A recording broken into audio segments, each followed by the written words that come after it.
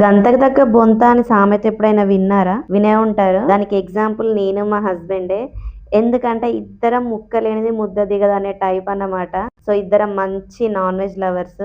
ఇంకా non veg ఎక్కువ తింటున్నామని ఒక 3-4 డేస్ అవాయిడ్ చేద్దామని అవాయిడ్ చేసినాం. ఇంకా అవ్వట్లేదని చెప్పి మటన్ తీసుకొచ్చిండు. ఇంకా రెసిపీ అయితే సింపుల్ గానే చేస్తున్నా, పెద్దగా ఏం యాడ్ చేయట్లేదు.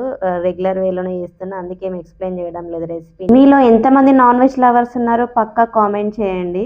ఇంకా మటన్ లో అన్ని వేయడం కంటే సింపుల్ గా చేసుకుంటేనే దాని ఫ్లేవర్ అనేది వస్తుందని నాకు అనిపిస్తుంది. ఇంకా నేను కుక్ చేస్తుంటే మధ్యలో వచ్చి డిస్టర్బ్ చేస్తున్నాడు అన్నమాట.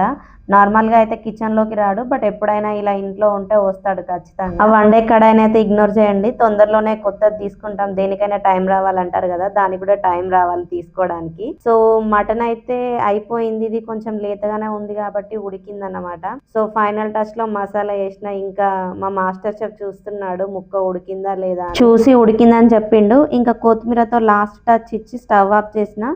ఏ మాటకు ఆ మాట చెప్పుకోవాలి, టేస్ట్ అయితే అదిరిపోయింది. అండ్ మన ఛానల్ని ఫస్ట్ టైం చూస్తున్న వాళ్ళైతే ఛానల్ని ఒకసారి చెక్ చేయండి.